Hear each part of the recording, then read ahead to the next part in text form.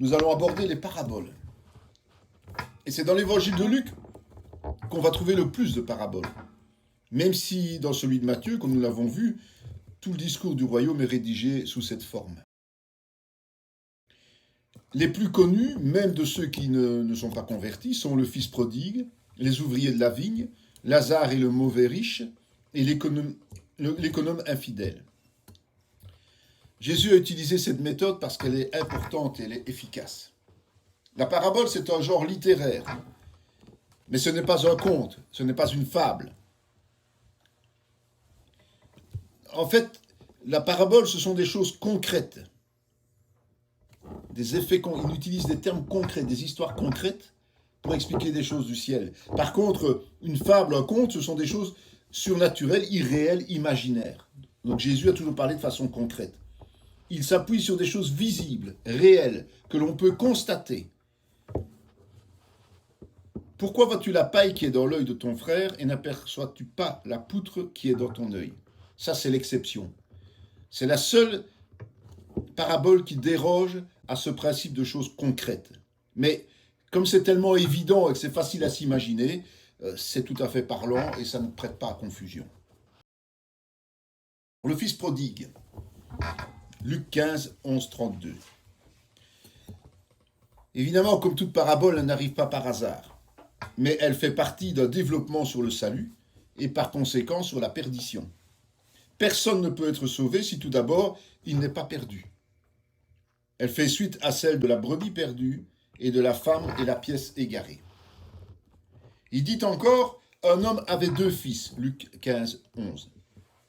Même si le titre que l'on utilise concerne le fils prodigue, il ne faut pas négliger l'enseignement apporté au sujet de l'autre frère. Donc l'histoire a 2 directions. Tout l'évangile est dans une seule parabole, si on y prête attention. Le Père dans le ciel nous aime.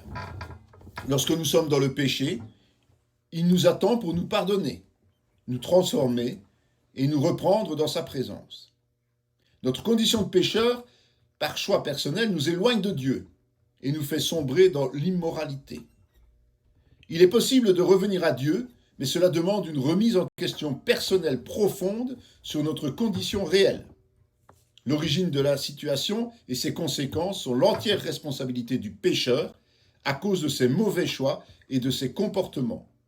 Il doit faire repentance devant Dieu. Ensuite, il doit se lever, c'est-à-dire prendre la décision de renoncer au péché et d'obéir à la volonté de Dieu. À ce moment-là, Dieu l'accepte et le reprend. C'est une parabole qui a trouvé le chemin de millions de cœurs. Encore mieux que simplement argumenter le salut et la perdition. Ce texte touche le cœur et résiste à tout aspect culturel, et même au temps qui passe. Il faut évidemment entrer dans la réalité du texte, parce que tout est extrêmement précis. Le seul travail que le fils prodigue ait trouvé est le gardiennage de porcs. Ce sont des animaux impurs pour la culture juive. C'est l'ultime tâche qu'on accepterait d'accomplir pour ne pas mourir de faim. Donc il est allé jusqu'à la dernière limite. C'est le plus jeune fils qui agit de la sorte. Ce qui provoque une indignation puisque à cette époque, il y avait toujours le droit d'aînesse. Il est parti dans un pays éloigné, séduit par l'illusion qu'ailleurs c'est mieux. Le péché est séduisant et nous attire toujours loin de Dieu. Lorsqu'il s'est repenti, il a laissé son péché derrière lui. Quand il est arrivé, à peine avait-il commencé à dire à son père l'essentiel de ce qu'il avait prévu, que celui-ci l'a coupé, jugeant la repentance efficace. Le père lui a mis un nouveau vêtement, c'est-à-dire la justice de Christ. Un anneau au doigt, c'est-à-dire l'alliance avec Dieu. Et des chaussures aux pieds, le zèle de l'évangile. À ce moment-là, le père s'est réjoui et a offert un festin. Et quand le fils aîné, qui n'a jamais quitté la maison paternelle, est rentré, il a démontré par son comportement que son cœur n'était pas gagné à une relation intime avec son père. parce qu'il est surpris par la réaction de son père. Il va rester à l'extérieur. Est-ce aussi grave de demeurer sur le parvis de la maison ou dans un pays éloigné? C'est exactement la même chose pour Dieu. Il ne se rend pas compte qu'il est autant dehors que son frère l'était, même si son frère était loin et lui proche. Le problème n'est pas la distance à laquelle nous sommes dehors, mais c'est de ne pas être dedans. Mais il répondit à son père, « Voici, il y a tant d'années que je te sers, sans avoir jamais transgressé tes ordres, et jamais tu ne m'as donné un chevreau pour que je me réjouisse avec mes amis. » Le fils aîné est l'exemple type de l'homme religieux qui connaît Dieu, sa personne et sa maison, mais dont le cœur et sa nature n'ont pas été transformés. Quand survient quelque chose qui le dérange, il s'énerve parce que son endurcissement paraît en pleine lumière. Il témoigne ainsi lui-même que sa présence dans la maison de Dieu ne l'a jamais réjoui. Cela correspond au chrétien qui considère sa vie insatisfaisante et frustrante parce qu'elle consiste en des règles et des obligations. C'est un légaliste qui ne ressent aucune joie. Un tel homme a besoin d'un changement radical au travers du salut, bien que ce soit moins visible, sauf par le Père évidemment. Il a toujours tout eu sous la main, puisque comme le frère cadet, il a reçu sa part. Mais lui, il n'en a pas profité pour se réjouir. Et connaissant mal son père, il le lui reproche à tort parce qu'il craint la concurrence de son frère qui est revenu, susceptible dans sa façon de penser de le priver de sa part.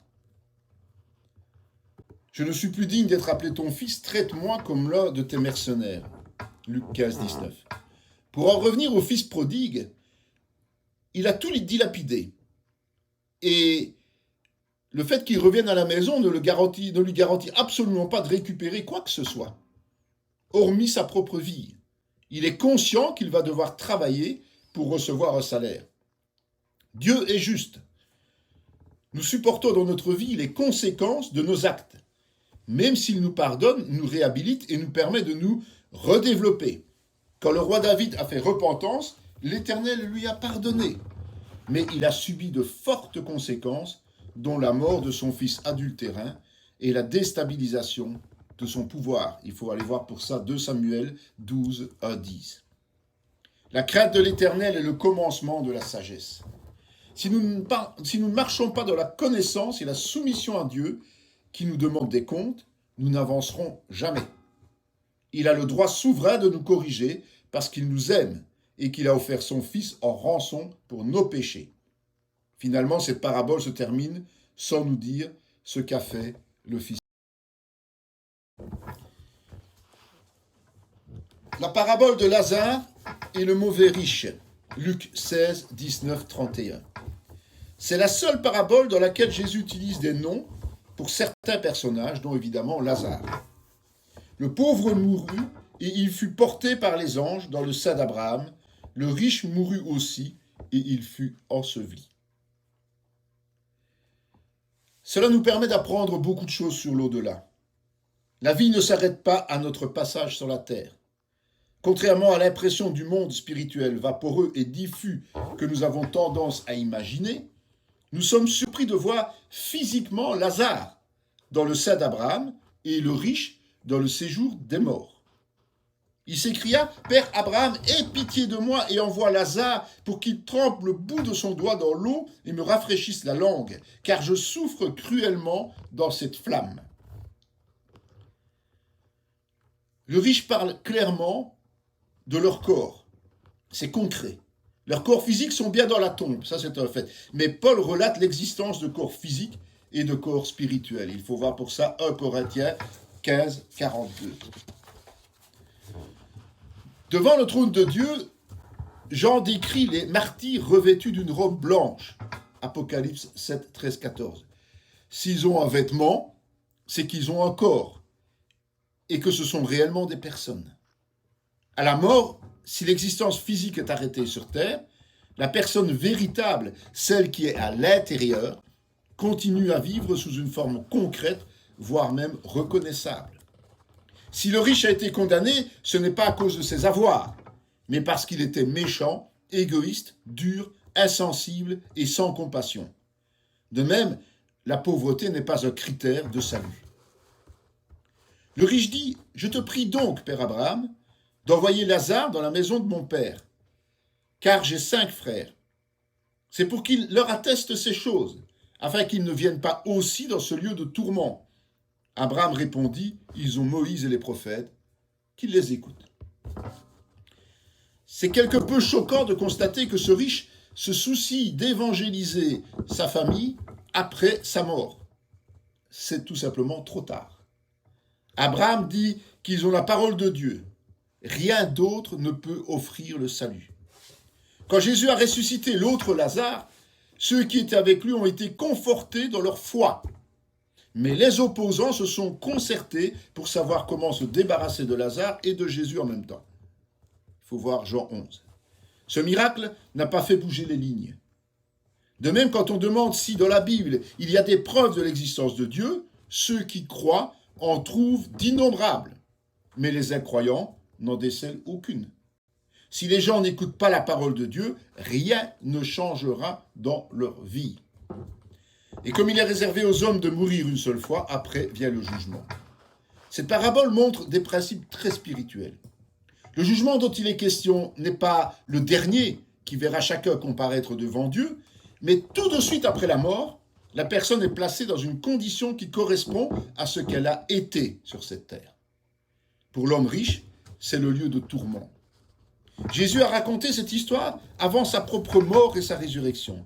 Ceux qui mouraient avant le sacrifice de Jésus ne pouvaient pas aller au ciel, dans la présence de Dieu, puisqu'il est le seul et unique chemin.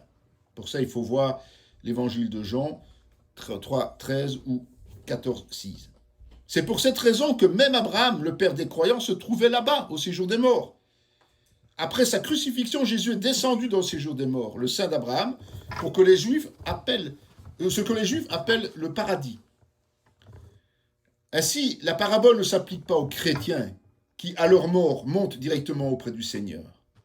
Jésus l'a affirmé aux brigands condamnés à ses côtés. Le paradis des chrétiens, c'est le ciel. Et le chemin est ouvert par Jésus-Christ, évidemment.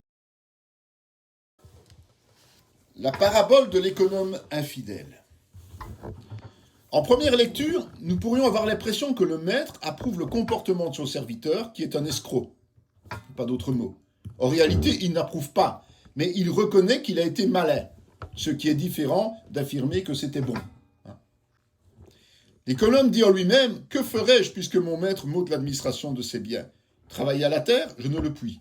Mendier, j'en ai honte.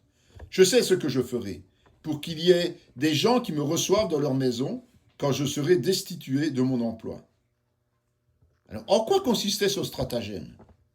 Il va offrir des remises de dettes aux débiteurs de son patron. En d'autres mots, il va escroquer à nouveau son maître pour assurer ses arrières. Le maître loua l'économe infidèle de ce qu'il avait agi prudemment, car les enfants de ce siècle sont plus prudents à l'égard de leurs semblables que ne le sont les enfants de lumière.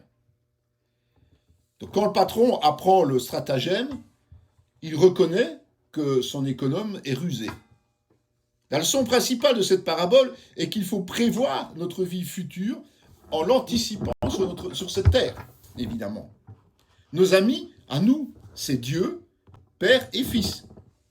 Donc, utilisons ce que Dieu nous donne pour faire le bien, afin qu'il nous reçoive comme des amis, plutôt que d'agir comme le mauvais riche et de tout perdre. Celui qui est fidèle dans les moindres choses l'est aussi dans les grandes. Et celui qui est injuste dans les moindres choses l'est aussi dans les grandes. Si donc vous n'avez pas été fidèle dans les richesses injustes, qui vous confiera les véritables ? Et si vous n'avez pas été fidèle dans ce qui est à autrui, qui vous donnera ce qui est à vous ? Luc 16, 10, 12. La conclusion de Jésus est un peu difficile à comprendre, puisqu'il parle de nous faire des amis avec les richesses injustes.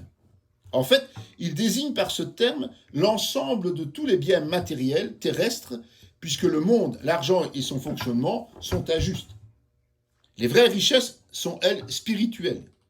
Donc, on doit utiliser charitablement les biens de ce monde pour être dignement reçus dans les habitations éternelles, quand nous serons privés du matériel. Il n'est donc pas question de mal utiliser l'argent puisqu'il faut être fidèle dans les moindres choses. Alors il précise que nous ne pouvons servir ailleurs, il précise que nous ne pouvons servir deux maîtres, Dieu et l'argent, Matthieu 6, 24. Il ne faut donc pas s'attacher aux choses matérielles, mais les utiliser correctement à bon escient. Lui-même, Jésus, je vous le rappelle, avait renoncé à tout, Matthieu 8, 20. Jésus dénonce le manque de prévoyance de nombreux disciples qui vivent comme si jamais ils ne mourraient. Il dit il y avait dans une ville un juge qui ne craignait point Dieu et qui n'avait d'égard pour personne. Luc 18, 2. Nous pouvons mettre en parallèle la parabole du juge inique, c'est-à-dire qui ne rend justice que par intérêt personnel. La veuve étant pauvre, il ne lui prête aucune attention. Mais à force de l'importuner, elle finit par obtenir gain de cause, parce qu'il veut tout simplement se débarrasser d'elle. Même si la cause et le juge sont mauvais, cet exemple sert à montrer qu'à plus forte raison, Dieu qui est bon nous exaucera plus encore si nous répétons avec persévérance des prières valables. C'est donc une image par l'absurde. La parabole des ouvriers de la vigne. Ce texte est assez perturbant selon les critères d'activité professionnelle aujourd'hui. Les premiers vinrent ensuite, croyant recevoir davantage, mais ils reçurent aussi chacun un denier. En le recevant, ils murmurèrent contre le maître de la maison. Donc ceux qui ont travaillé toute la journée ne peuvent que trouver injuste de recevoir le même salaire que ceux qui sont arrivés en dernier, même si c'était le salaire qui leur avait été promis. Notre propre réaction va démontrer si nous sommes bien conscients que tout est en réalité relatif. Les notions de richesse ou de pauvreté n'existent pas de manière absolue. Elles sont induites par notre environnement. Dans un pays où tout le monde se déplace à pied, si je possède un vélo, je deviens un nanti. Mais si 20 ans plus tard, tout le monde a une moto et que j'ai toujours un vélo, je serai considéré comme pauvre. J'ai vu que tout travail et toute habileté dans le travail n'est que jalousie de l'homme à l'égard de son prochain. C'est encore là une vanité à la poursuite du vent. Ecclésiaste 4.4. Salomon l'a fait, ce constat. C'est une vision pessimiste, mais réellement réaliste. Celui qui touche le denier, convenu pour une journée de travail accomplie, n'est pas content. Non pas parce qu'il n'a pas reçu une juste rétribution, mais parce que d'autres ont obtenu la même chose en ayant travaillé parfois beaucoup moins. Si les rétributions avaient été proportionnelles aux tâches respectives, tout le monde aurait été satisfait selon les critères. C'est ce que nous appellerons la mentalité syndicaliste dans le mauvais sens du terme. Il faut que nous mourions à ce genre d'état d'esprit. Si quelqu'un est réellement gagné à la pensée de Dieu, il conviendra qu'il a obtenu son dû, il se réjouira du bien qu'il a fait aux autres dans sa bonté. C'est une approche que Dieu seul peut nous faire acquérir. Plusieurs des premiers seront les derniers, plusieurs des derniers seront les premiers. Cet état d'esprit modifié par Dieu concerne aussi le royaume de Dieu et du salut. Ceux qui avaient été appelés en premier, les Juifs, passeront après les païens. Nous allons maintenant aborder la guérison divine. L'enseignement que nous avons vu représente la plus grosse partie du ministère de Jésus. Mais il complétait le temps passé avec les foules par des mises en pratique sous forme de guérison. Il passait beaucoup de temps avec les malades et les gens dans le besoin. Chaque fois qu'il arrivait quelque part, les foules se précipitaient, ne lui laissant pas souvent le temps de se reposer ou de s'alimenter. C'est pour cette raison qu'il s'éloignait dans une barque ou dans le désert. Même si c'était fatigant, cela démontre son amour. Il a été à de multiples reprises ému de compassion. Que ce soit dans l'évangile de Matthieu, de Marc, de Luc, on parle de cette émotion de compassion et sa puissance par l'esprit. C'est sans doute cela que nos églises, aujourd'hui, ont besoin de retrouver au travers des dons spirituels. Ceux-ci sont le reflet du cœur de celui qui les reçoit. Il est par conséquent difficile d'avoir un véritable ministère de guérison sans le cœur de compassion de Jésus, sous peine de devenir dangereux à cause des motivations charnelles. Cependant, ce sont nos souffrances qu'il a portées, c'est de nos douleurs qu'il s'est chargé, et nous l'avons considéré comme puni, frappé de Dieu et humilié. Mais il était blessé pour nos péchés, brisé pour nos iniquités. Le châtiment qui nous donne la paix est tombé sur lui, et c'est par ses meurtrissures que nous sommes guéris. Nous étions tous errants, comme des brebis, chacun suivait sa propre voie, et l'Éternel a fait retomber sur lui l'iniquité de nous tous. Il a été maltraité, opprimé, et il n'a point ouvert la bouche, semblable à un agneau qu'on mène à la boucherie, à une brebis muette devant ceux qui la tondent. Il n'a point ouvert la bouche. Il a été enlevé par l'angoisse et le châtiment, et parmi ceux de sa génération qui a cru qu'il était retranché de la terre des vivants et frappé pour les péchés de mon peuple. On a mis son sépulcre parmi les méchants, son tombeau avec le riche, quoiqu'il n'eût point commis de violence et qu'il n'y eût point de fraude dans sa bouche. Ésaïe 53, 4, 9. C'est en fait l'état de cœur de Jésus qu'Ésaïe explique ici. Les prophètes qui ont prophétisé, touchant la grâce qui vous était réservée, ont fait de ce salut l'objet de leurs recherches et de leurs investigations, voulant sonder l'époque et les circonstances marquées par l'Esprit de Christ qui était en eux et qui attestait d'avance les souffrances de Christ et la gloire dont elles seraient suivies. 1 Pierre 1, 10, 11. Pierre a confirmé la réalisation de cet Ésaïe 53. À travers la croix, Jésus a été frappé, meurtri, brisé. Cette œuvre a en réalité commencé dès son incarnation comme tout homme. Ensuite, pendant ses 3 années de service, il a constamment souffert spirituellement, moralement, matériellement et physiquement. C'était une lutte à mort permanente. Les prodiges, dont la guérison des malades, font partie de la vie normale de l'Église du Nouveau Testament, pas seulement le fait d'un réveil ponctuel. Une des raisons du manque de résultats est notre cœur non conforme à celui de Jésus par rapport aux souffrances des autres. Nous ne sommes pas vraiment émus de compassion. Quelque chose devrait changer en nous, afin de nous troubler jusque dans nos entrailles, plutôt que de demeurer des spectateurs extérieurs au problème. La compassion, c'est souffrir avec la personne. Jésus nous donne l'exemple d'une implication totale de tout son être jusqu'à la communion.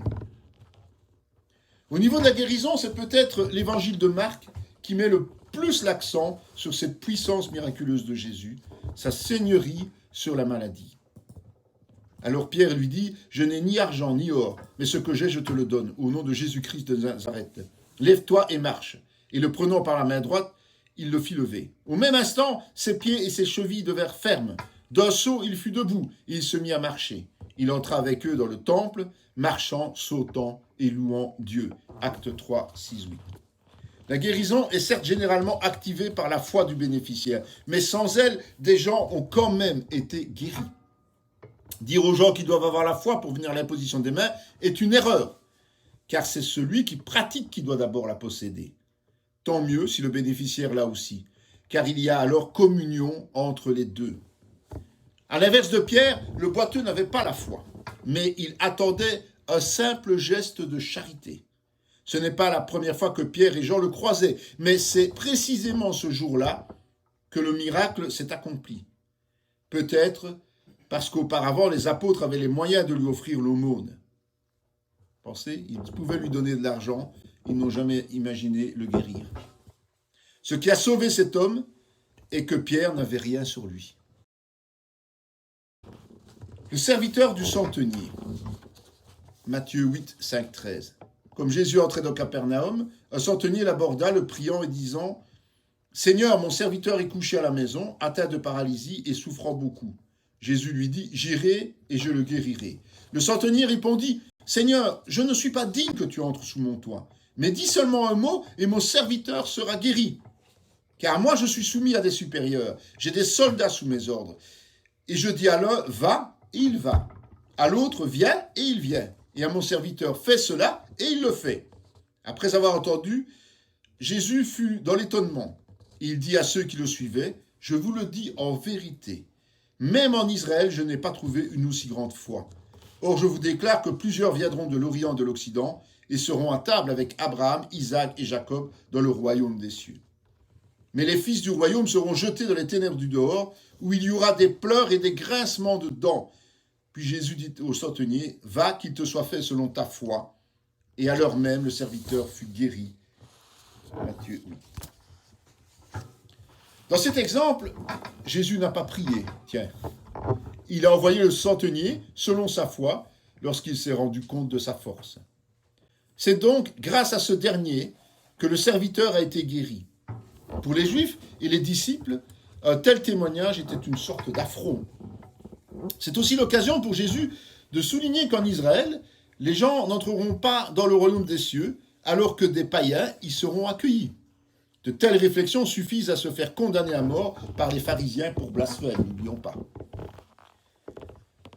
La parole ne dit pas comment ce centenier est arrivé à un tel niveau de foi, si ce n'est qu'il s'est appuyé sur son expérience militaire, d'autorité et de soumission. Un ordre suffit, sans nécessité de déplacement du maître, d'autant qu'il se juge indigne de le recevoir. Il n'imagine même pas que la maladie ne soit pas soumise aux ordres de Jésus. Dans le même ordre d'idées, il est conscient que Jésus est soumis à Dieu, comme lui l'est à ses supérieurs. C'est parce que Jésus est entièrement serviteur de Dieu que la maladie lui est entièrement soumise. La foi est une compréhension de la position et de la souveraineté de Dieu et de la confiance qu'on y place. C'est pour cela que Jésus précise que ce centenier a compris ce que ceux qui l'entourent ignorent. Au travers de la guérison divine, il continue donc à enseigner. C'est en réalité une guérison indirecte, puisque celui qui a la foi est venu réclamer l'action de Jésus. L'oreille tranchée, Luc 22, 49, 51. Ceux qui étaient avec Jésus, voyant ce qui allait arriver, dirent « Seigneur, frapperons-nous de l'épée ?» Et l'un d'eux frappa le serviteur du souverain sacrificateur et lui emporta l'oreille droite. Mais Jésus, prenant la parole, dit « Laissez, arrêtez !» Et ayant touché l'oreille de cet homme, il le guérit. C'est une des toutes dernières guérisons directes de Jésus qui ne fait aucunement appel à la foi du bénéficiaire ou de son entourage. Et pour cause, puisqu'il venait l'arrêter, mais Jésus l'a quand même guéri. Sa compassion est d'une profondeur vraiment étonnante. Cette stature intérieure est difficile à acquérir malgré les dons spirituels qui nous sont distribués par le Saint-Esprit. Il est compliqué d'avoir compassion pour ceux qui nous dérangent et encore moins d'intercéder en leur faveur. Nous aurions plutôt tendance à considérer leur malheur comme étant la justice de Dieu. La réaction de Jésus dépasse l'entendement humain. La parole ne nous donne pas la réaction de Malchus, le miraculé. A-t-il encore pu participer à ce pugilat en ayant reçu un tel geste d'amour de sa victime? On ne le saura jamais. Pour en revenir à la foi, cet exemple nous montre que nous ne pouvons réduire la doctrine de la guérison divine à des obligations incontournables. Dans ce domaine du miraculeux, il demeure toujours une part de souveraineté de Dieu qui nous dépasse. Dieu n'explique pas toujours comment et pourquoi il agit en guérissant ou en ne guérissant pas. Quand Jésus arrive à la piscine de Bethesda, Jean 5, 2, 9, il y a une multitude de malades qui attendent qu'un ange remue l'eau pour plonger le premier et être guéri. Jésus parle avec un homme qui ne le connaît pas et il le guérit avant de s'en aller. Il a ainsi pris l'initiative de guérir un seul homme parmi une foule de malades graves. C'est incompréhensible et inexplicable pour nous. Jésus, tout comme Dieu, connaît le cœur des hommes et sait pourquoi il agit ou pas.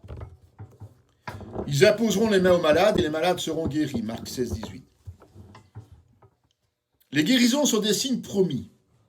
Mais le Nouveau Testament ne dit pas ceux qui croient imposeront les mains à tous les malades et que tous ceux à qui ils le feront seront guéris. Ce fait ne dépend pas de la foi, mais du cœur de compassion de Jésus à celui du Père. Dieu ne change pas. Aujourd'hui, il accomplit encore des miracles avec cette même motivation. Son amour et sa puissance sont indemnes et passent aujourd'hui par l'Église, on va dire ordinaire, pas uniquement celle que l'on dit de réveil. C'est la continuité de son ministère. Il n'y a aucune raison que l'Église fasse autre chose que lui. Faire autre chose comme du social pour combler ce manque, ce n'est pas normal. Notre motivation ne sera pas bonne puisqu'elle aura pour but de nous déculpabiliser par rapport à nos manquements de puissance et ne produira pas, par conséquent, pas de bons fruits spirituels. La délivrance. La délivrance se classe dans la même catégorie puisqu'elle apporte une guérison divine de l'âme. Lorsque Jésus priait pour les malades, des gens sous l'emprise des démons étaient guéris, délivrés. Est-ce nécessaire aujourd'hui ? Un simple examen des évangiles nous confirme que c'était nécessaire au temps de Jésus et forcément aujourd'hui. Les fondements spirituels du monde n'ont pas changé. L'homme est resté homme, le diable, diable. Si au temps de Jésus en Palestine, de nombreuses personnes avaient des problèmes avec des démons, notre société a manifestement les mêmes problèmes. C'est seulement la forme et l'apparence de ces choses qui changent d'une civilisation et d'une culture à l'autre.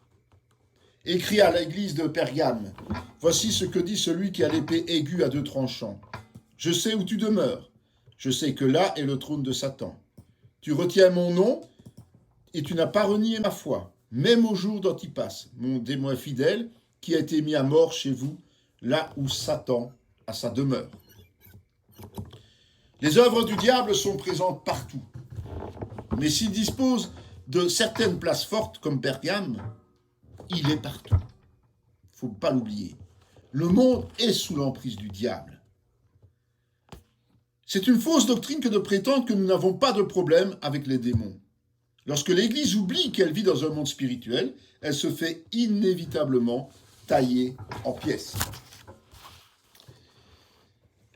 Allez prêcher et dites, le royaume des cieux est proche. Guérissez les malades, ressuscitez les morts, purifiez les lépreux, chassez les démons.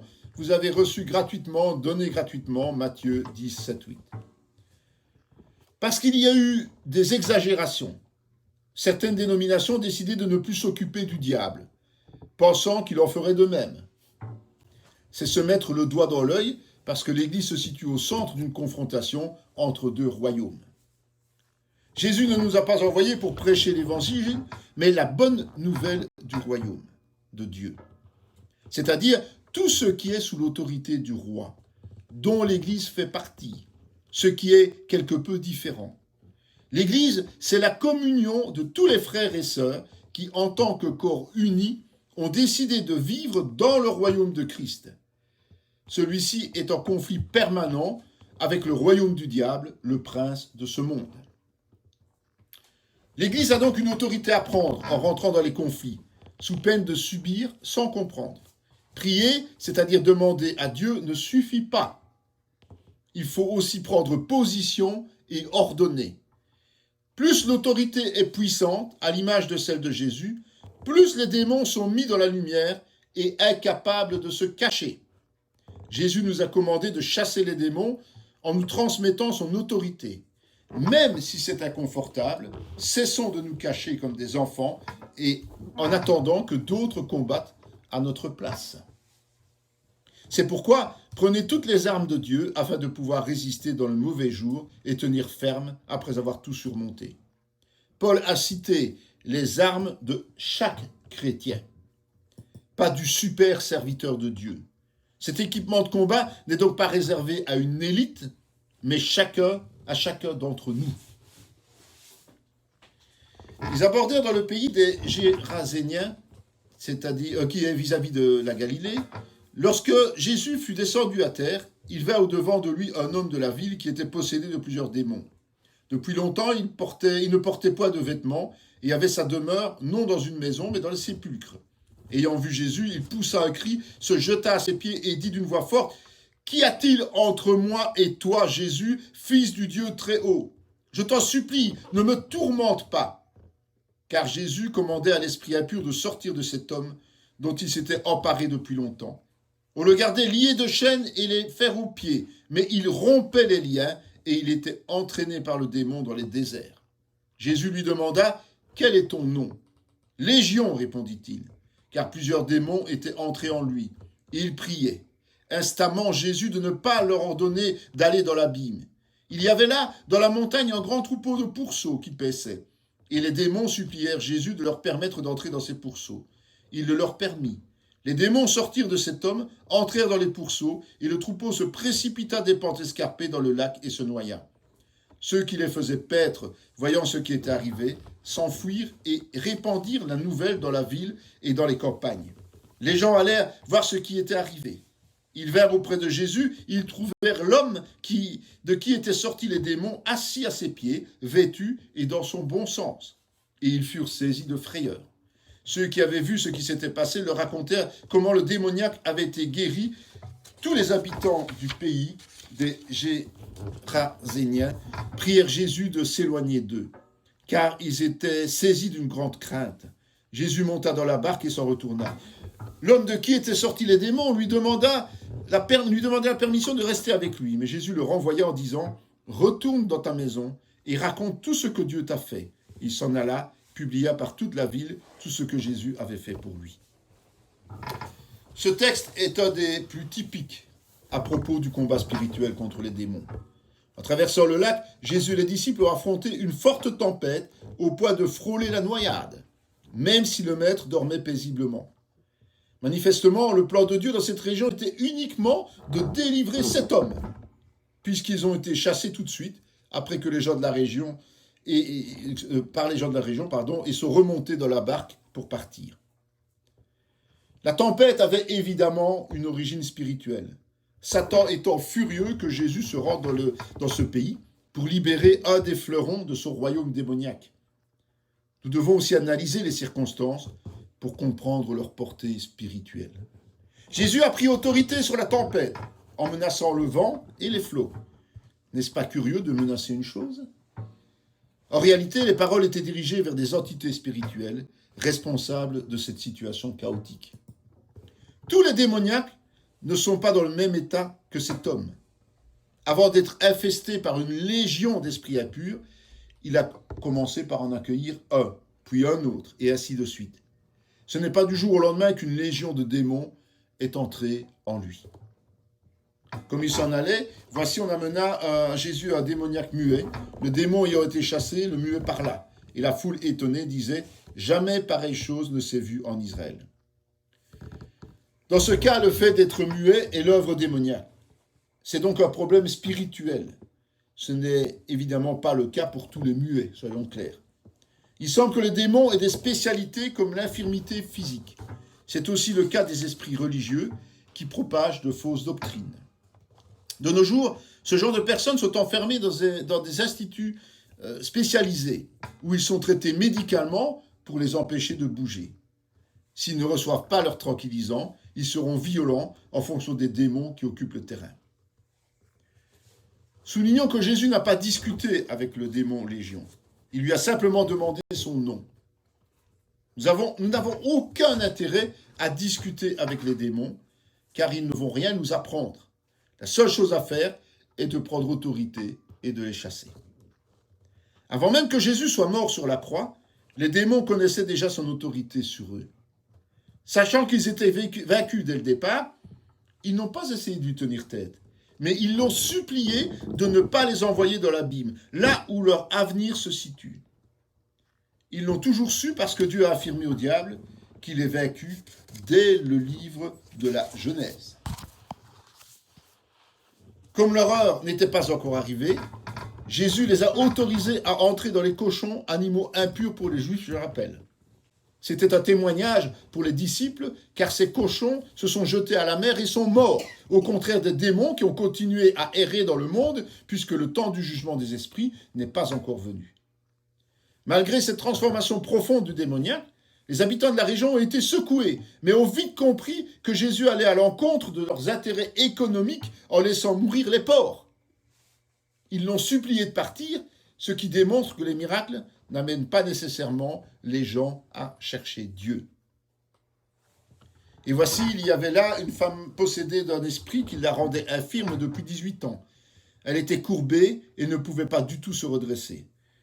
Lorsqu'il la vit, Jésus lui adressa la parole et lui dit « Femme, tu es délivrée de ton infirmité » et il lui imposa les mains.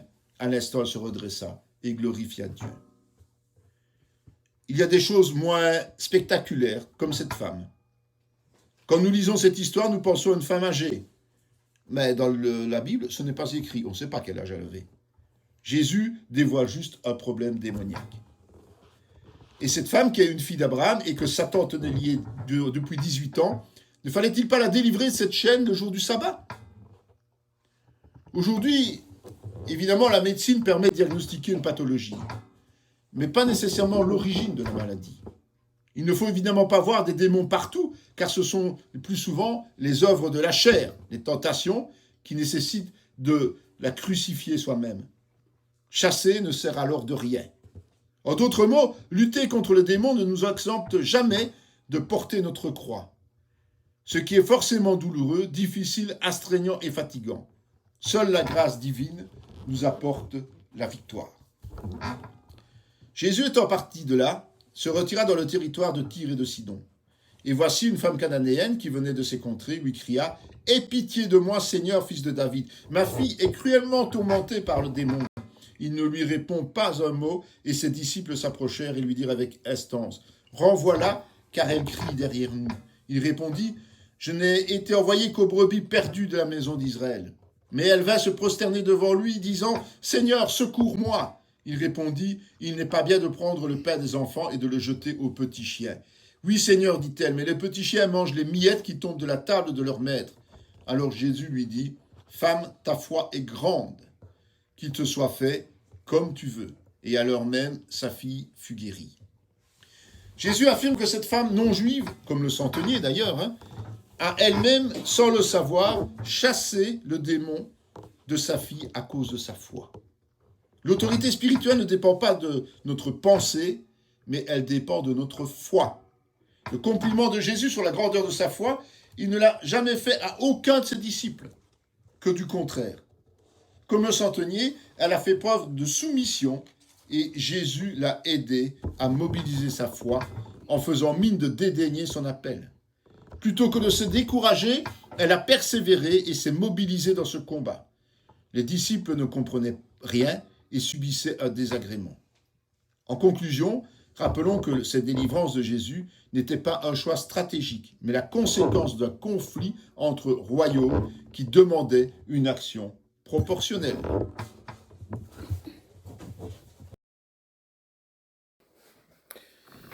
Voilà, nous allons voir les miracles maintenant. Les miracles sont des signes. Il leur répondit, une génération méchante et adultère demande un miracle. Il ne lui sera donné d'autre miracle que celui du prophète Jonas. Matthieu 12. Qu'est-ce qu'un signe? C'est quelque chose qui symbolise quelque chose d'autre. Ce n'est pas la réalité, mais il témoigne de celle-ci en la sous-entendant. Par conséquent, ce n'est pas le miracle sur lequel nous sommes amenés à nous focaliser, mais c'est sur la personne, la souveraineté, la puissance et la gloire de Dieu qu'il nous révèle au travers de ce miracle. Jésus a refusé d'accomplir des miracles sur commande, parce que les miracles ne sont pas des choses qui doivent éblouir la galerie, ce n'est pas du spectacle. Chacun d'entre eux a un sens spirituel. Par exemple, quand il proclame être lumière du monde, il guérit un aveugle. Quand il appelle les disciples à devenir pêcheurs d'hommes, il réalise la pêche miraculeuse. Cela montre que Dieu a la capacité surnaturelle de ce qu'il nous annonce. Alors pour information, dans Jean 21, 6, 11, la seconde pêche miraculeuse, il y a une différence majeure avec la première. Dans les deux, les filets étaient pleins. Mais dans le second, ils ne menaçaient pas de se déchirer. Pourquoi? Parce que quand Jésus a appelé les disciples à le servir, ils n'étaient pas encore capables de remplir leur mission. Mais à la fin, quand Jésus était ressuscité, leur formation était achevée, ils étaient prêts à aller évangéliser. Il y a exactement le même processus avec Élie et Élisée. Le manteau du premier était le signe de son revêtement de puissance. Au moment de l'appel d'Élisée, Élie lui a posé le manteau sur les épaules, mais il l'a aussitôt repris parce qu'Élisée devait d'abord être formé en servant son maître Élie. Quand Élie est monté au ciel, il a laissé tomber son manteau et Élisée l'a ramassé pour s'en revêtir. Entre l'appel et l'envoi, il y a un temps de transformation intérieure. Dans Matthieu, il y a aussi 2 multiplications des pains, avec une signification spécifique. Et c'est une bonne chose que les deux soient relatés par le même évangéliste, comme ça évite d'avoir des discussions vaines quant au moment où les choses se sont passées. Alors il y en a une dans Matthieu 14, versets 15 à 21, il y en a une en Matthieu 15, versets 30 à 38. On ne va pas relire tous les passages, vous le ferez à votre aise. Mais il faut remarquer la différence de corbeilles restantes après la multiplication et la distribution.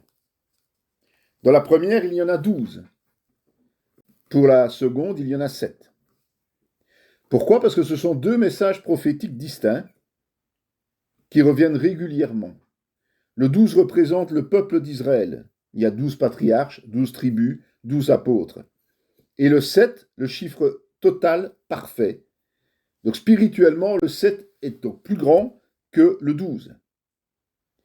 La première multiplication, c'était pour nourrir Israël. La seconde multiplication englobe toutes les nations. Alors en conclusion, nous allons voir la croix.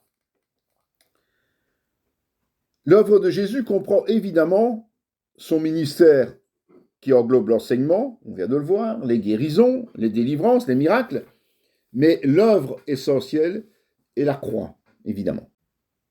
Et la croix comporte 2 choses, la justification et la sanctification. C'est important de connaître les deux. La justification, c'est le fait que sur la croix, Jésus a pris tous nos péchés à notre place, ce qui signifie que nous sommes comme si nous n'avions jamais commis de péché. Être justifié, c'est la même chose qu'être juste, mais pas selon la même voie, parce que nous sommes incapables de l'être par nous-mêmes. La sanctification, c'est le changement de notre nature par Dieu, aussi grâce à la croix. Si seule la culpabilité des péchés commis était enlevée, notre problème ne serait pas résolu, parce que notre mauvaise nature nous empêcherait de paraître devant Dieu. Si quelqu'un est en Christ, il est une nouvelle créature. Les choses anciennes sont passées, voici toutes choses sont devenues nouvelles. 2 Corinthiens 5,15. Les deux rejoignent donc le principe de la nouvelle naissance. Le lendemain, il vit Jésus venant à lui, et il dit, voici l'agneau de Dieu qui enlève le péché du monde. Pourquoi Jean-Baptiste a-t-il dit péché au singulier et pas les péchés, comme s'il n'y en avait qu'un? En réalité, il ne fait pas allusion à nos fautes, mais il fait allusion à la puissance du péché qui est en nous. C'est parce qu'elle est en nous depuis notre naissance que nous commettons des iniquités et sommes des pécheurs. Nous avons donc besoin de renaître pour recevoir une nouvelle identité. Et vers la 9e heure, Jésus s'écria d'une voix forte, « Élie, Élie, lama sabachthani », c'est-à-dire « Mon Dieu, pourquoi m'as-tu abandonné ?» Sur la croix, Jésus s'est chargé de tous nos péchés.